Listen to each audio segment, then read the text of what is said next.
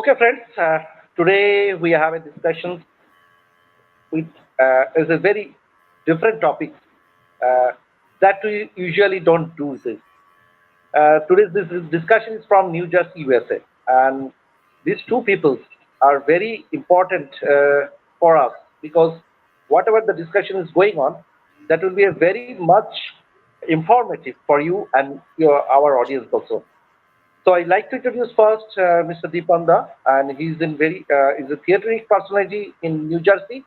He's working for many years for the Indian origin peoples and as well as in other original peoples also.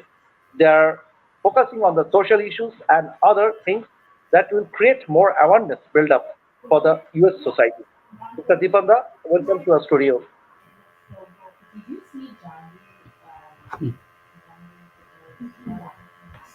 Do you hear me, Deepanda? Yes, yes, go ahead. Okay. Uh, so I introduced you as a theatric personality. So go through what kind of recent projects you are going through in the New Jersey. If Okay. you tell our Yeah.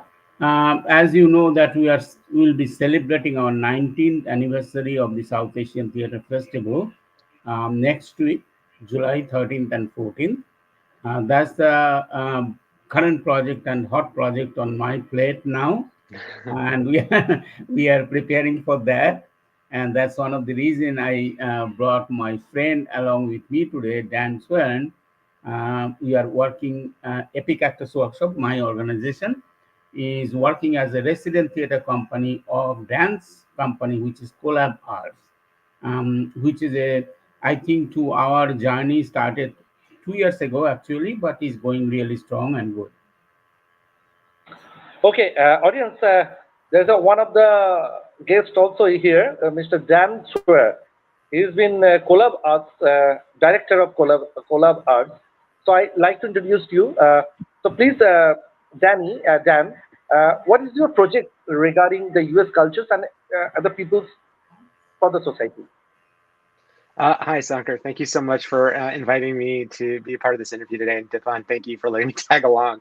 I just want to reiterate what he said, that it's been a really tremendous relationship between CoLab and Epic Actors Workshop. And we're just really excited to be able to continue working together.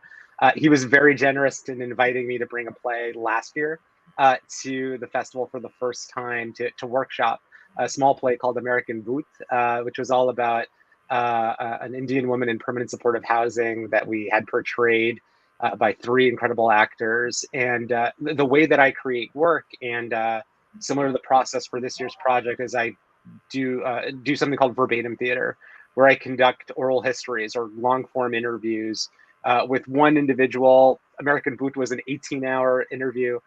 This year's project is about 25 interviews, and I take those responses and I turn them into scripts, and with the permission of the interviews, of course.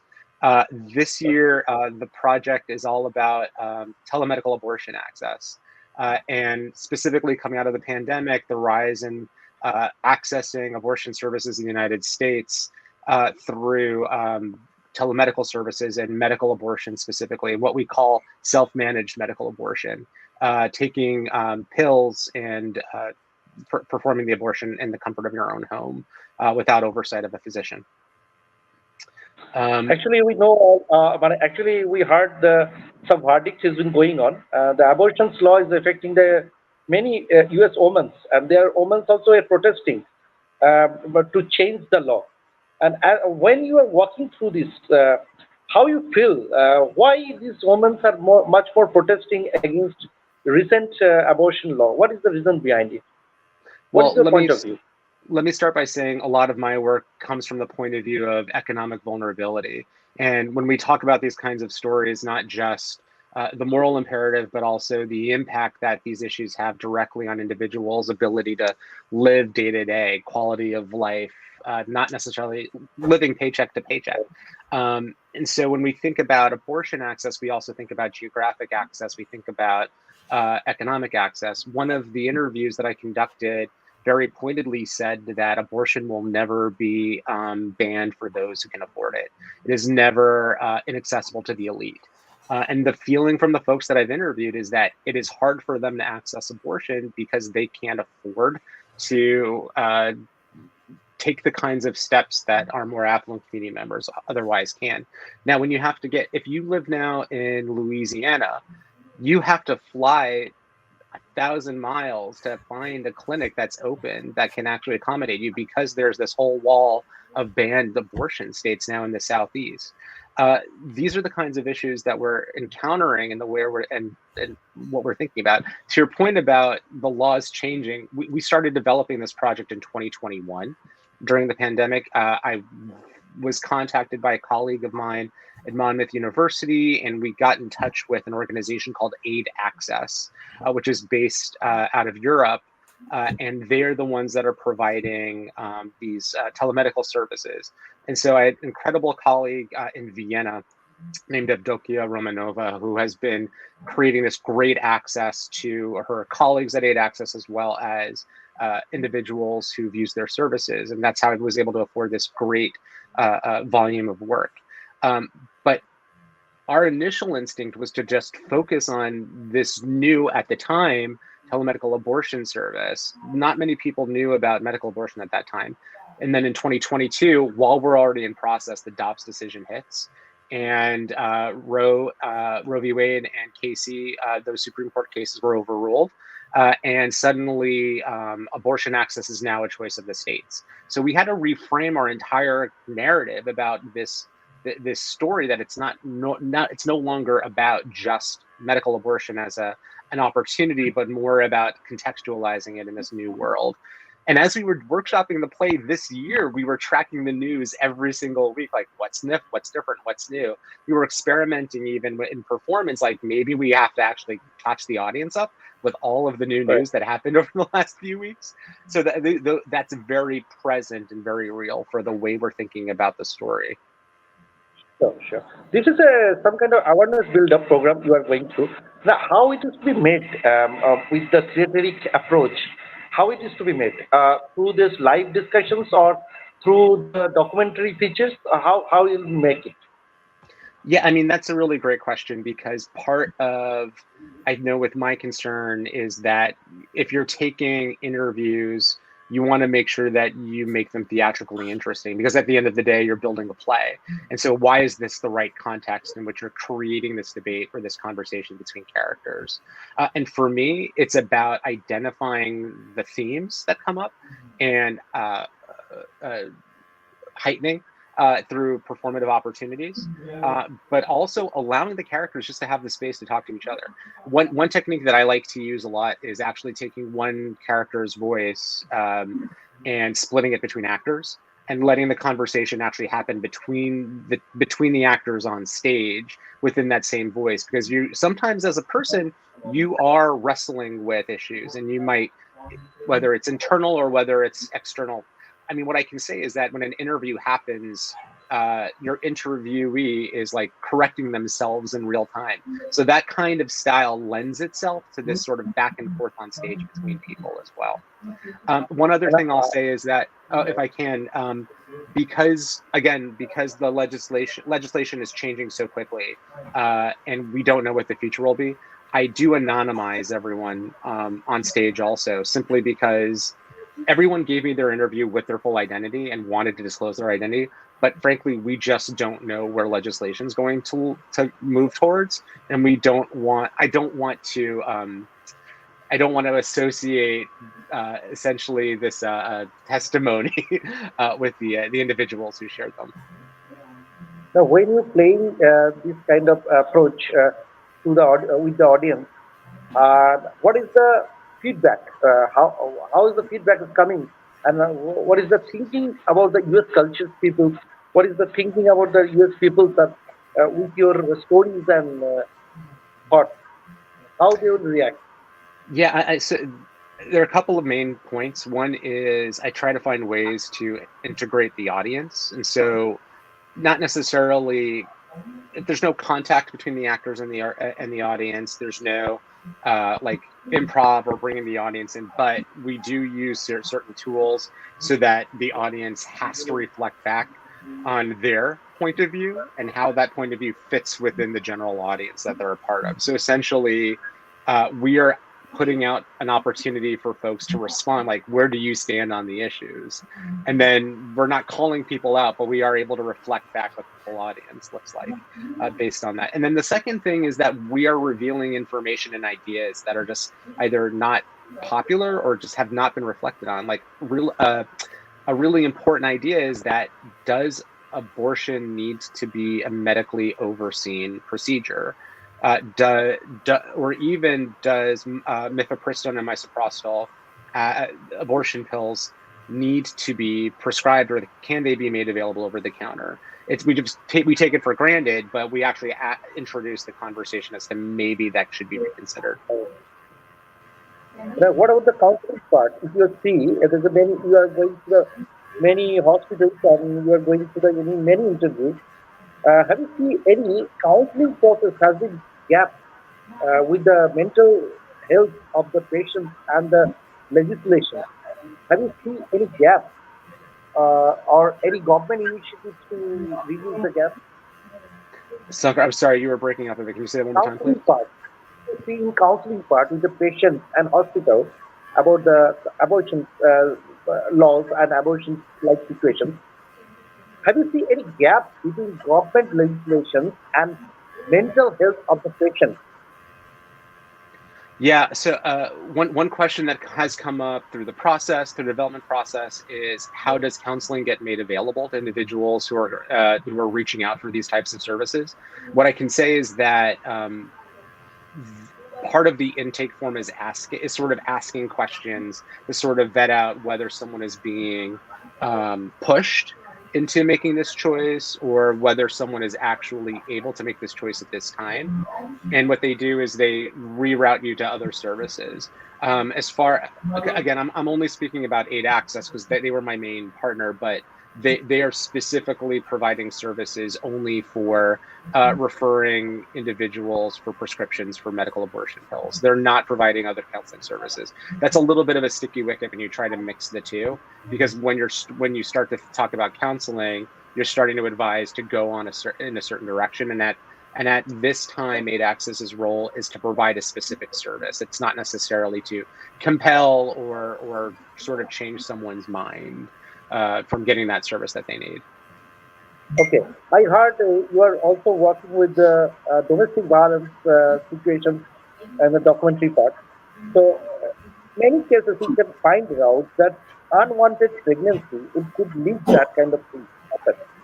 So, in that scenario, if you were starting counseling about the family violence and domestic violence situation, how is this to be cope up with your write up or with your documentary? How is to be create awareness among the community? Sakar, I'm so sorry. I'm having trouble hearing you. How to reduce the domestic violence?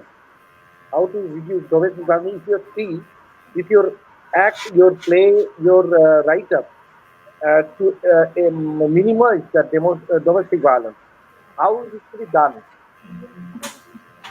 I didn't understand how do I address domestic violence in the context of the play? Yeah, Dipanda, uh, Yes, just just to, I think that what you are trying to get that for the some answer from his last project he did on domestic violence, right?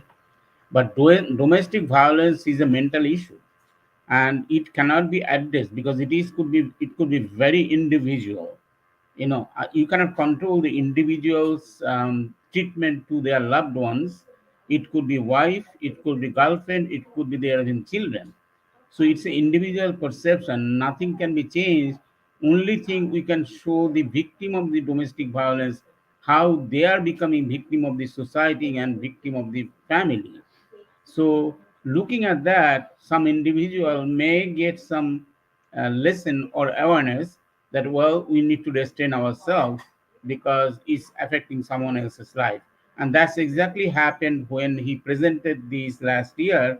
A lot of audience came forward and asked him a lot of questions about that because they think, I okay. think, when you see something in theater, you really get touched internally and started realizing that, well, yeah, you need to, this is time, I need to think about it, that how I can control myself to, you know, treat everyone respectfully. So that's what happens actually. Dan, am I? Yeah, right. Then I just were inquiring one thing. When you are going through this kind of projects with the people, any legal issues are coming out against your work or against your effort? Is there any problem Is there during anything your project? is there anything illegal about my work? Yeah, yeah.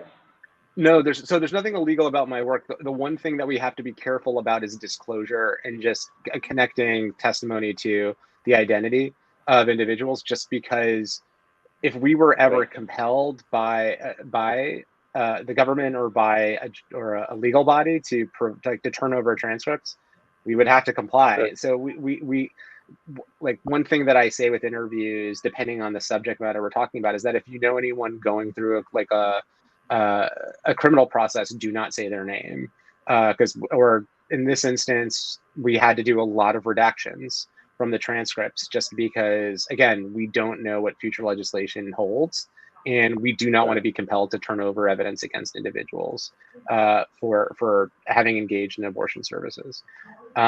Just to piggyback off of Dipan's previous point about domestic violence, one thing I want to acknowledge is that we're three men talking about this right now, and that what we perceive as violence is not necessarily comport with what women perceive as violence. I want to say that um, the uh, the war against abortion right now is a very violent act.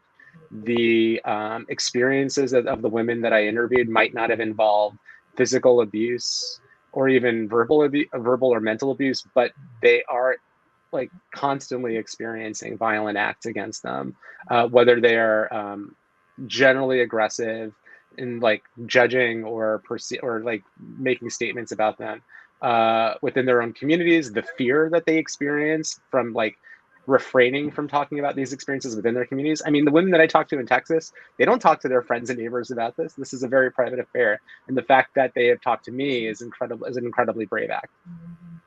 Yeah, True. Dan, this is a very interesting point. I want to bring it up. Recently, I mean, after I heard about your project, and I became much more awareness on this topic. And one day, I was sitting in my office in Times Square, and you know that there are big hoardings in Times Square. I can see from my window suddenly an ad popped up, as if a lady saying that I'm a rape victim. Why should I carry that burden on my shoulder rest of my life? Why I cannot get my choice whether I should keep that baby or not? So that's a hard question though, because a lot of people around the world get a victim of rape, right? And if they are not allowed to go for abortion, what they going to do? What will be their kids' future, who is Mhm. coming to this world? What will be their parents' identity, right? Correct. So because all these issues come together. And these questions are being argued right now in the court system in various states around the country as well. Yep. True, true. You are right. But what about the legal system to protect that kind of victims?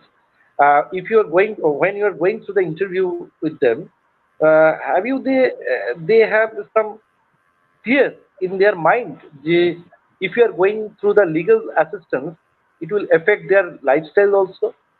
Is it true, or they are Well, I mean, silent?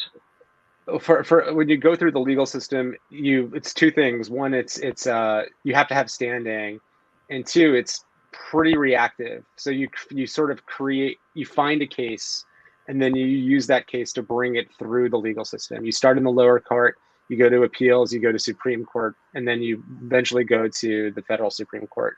So there's a whole process laid out, and so it usually stops relatively quickly before it even hits a judge. Um, so here's an example. I did an interview with a woman named Michelle Colon who runs an organization in Louisiana called Shiro, but her previous position was as the head of security for the Jackson Women's Health Center, which is the uh, which is the clinic in I'm sorry, not in Louisiana, in Mississippi.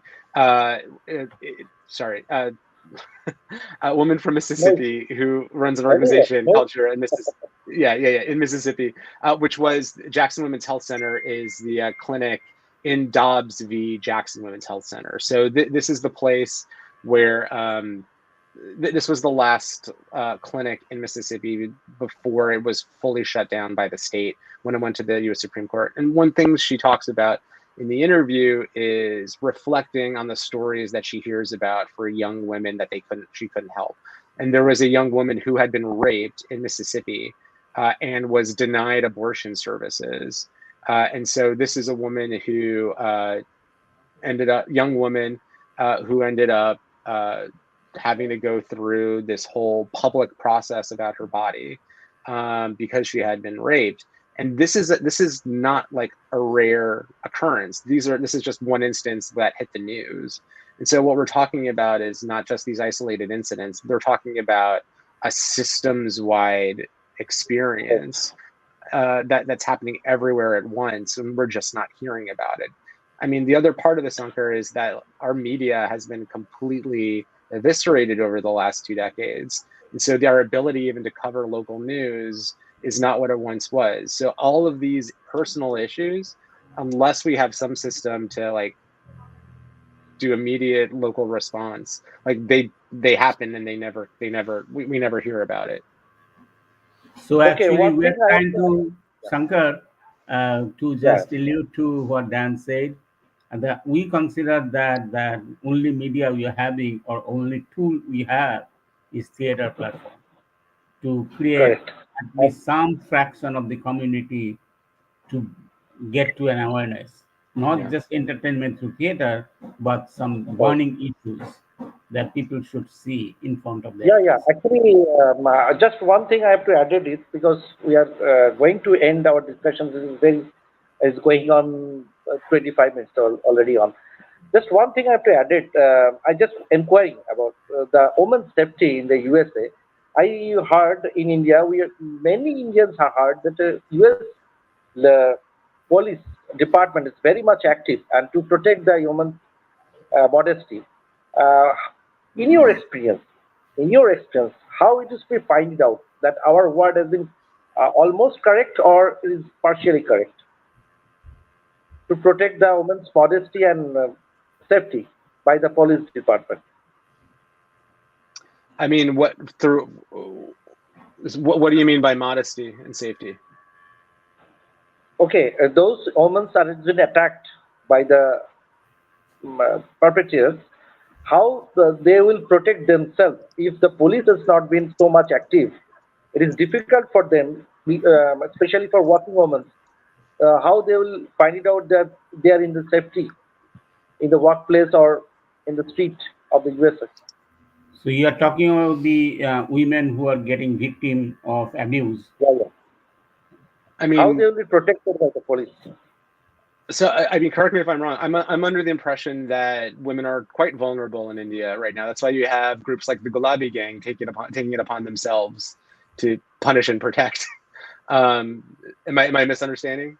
Is that wrong or?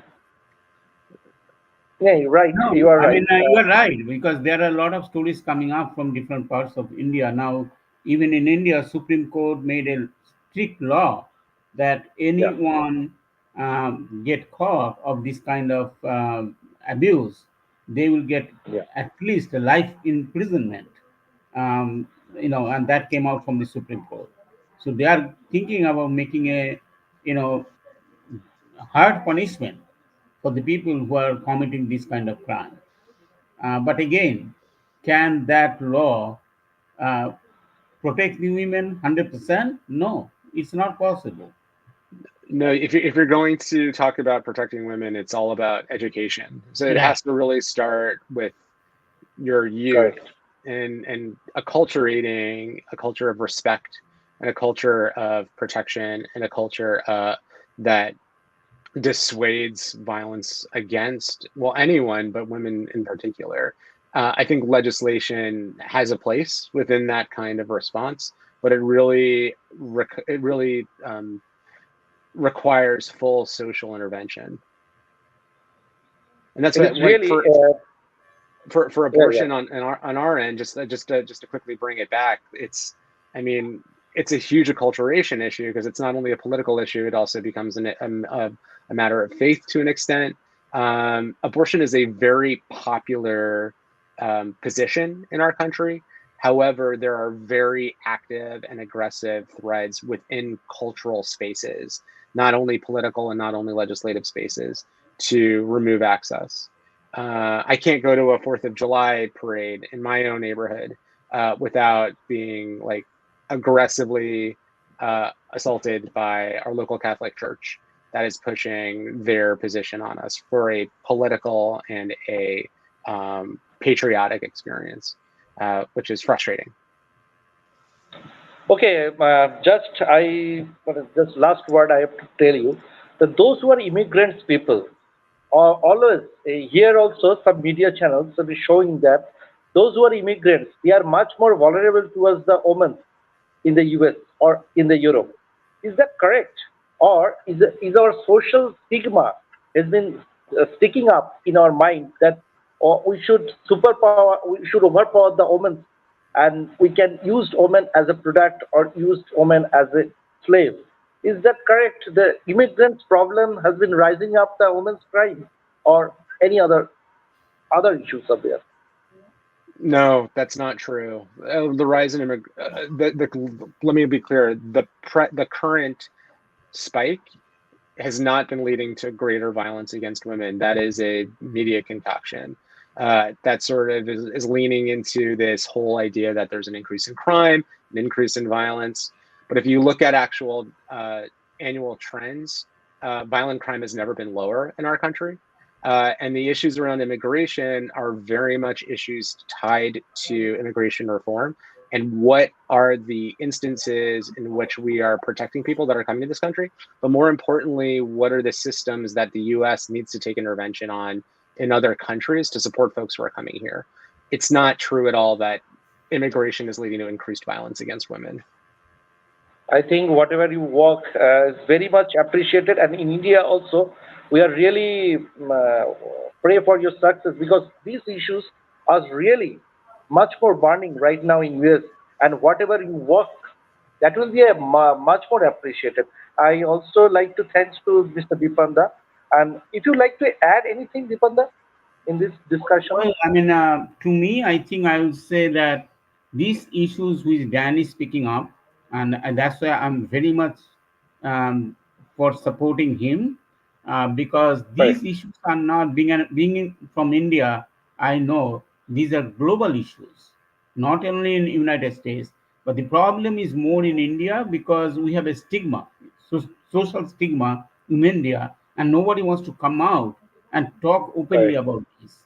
Even our theater practice will never address this kind of burning issues through our theater media.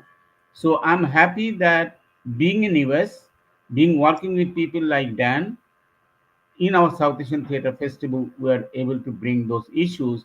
At least we can start somewhere to create awareness in our local community. Sankar, one thing I just want to correct myself on. I just said that it's a media concoction. I want to be more specific that this idea that increased immigration is leading to violence against women is specifically an invention of right-wing media that sort of they don't project real fact about what is happening here in our country. They project feelings and they project emotional responses to being Correct. feeling like they are a white vulnerable class and that they are addressing opportunities at any time to use verbal violence against people that look different from them. Actually, the alternative media should come forward. One media I know in US, there is the democracy now. I think more like that kind of media should come out Yeah. and to speak out that US culture is a multifarious culture because many peoples are there, and to build a is a civilized society. We should build Yeah. lived in a civilized society, not in a ghetto, not in a slave. like of society. Thank you very much, Dan. We'll Thanks, going Sankar. again. We'll meet you to another issue. If you like to talk with us. Thank you very much. Yeah, I was told a long time ago that you can change people more through culture than you can through policy. So I'm happy to be working with Dipan and bringing Exactly. these stories And to the community yeah, here. sure, sure. I'd like to forward more work with you, no problem. And I like to thanks also Dipanda because without his help, we cannot start that kind of discussion because we need more discussion because people are think in India that the US people are lived in a dollar with a dream of dollarization in their mind. No, there's a more on that. Those people are think they're humankind. Where is the humanity? That this also a one of the essential part of the US people that I know, and our duty to spreading that kind of awareness. Thank you, Dipanda. Thanks, Shankar. Thanks, Dan, for your time. Thank you. Hopefully, Thank you, sir. this will create some awareness when you start distributing this discussion. Because honestly Okay, speaking, a take lot of care. people are looking at the posters or Facebook. They have no clue what this is going to be. But I think this discussion will bring it to now people more interest. So thanks, Shankar, for that. Thank you, Dan. Again, we'll meet you very soon. Thank you. Take And care. audience, take care. We'll make you another discussions next week. So stay tuned and subscribe us. Thank you very much.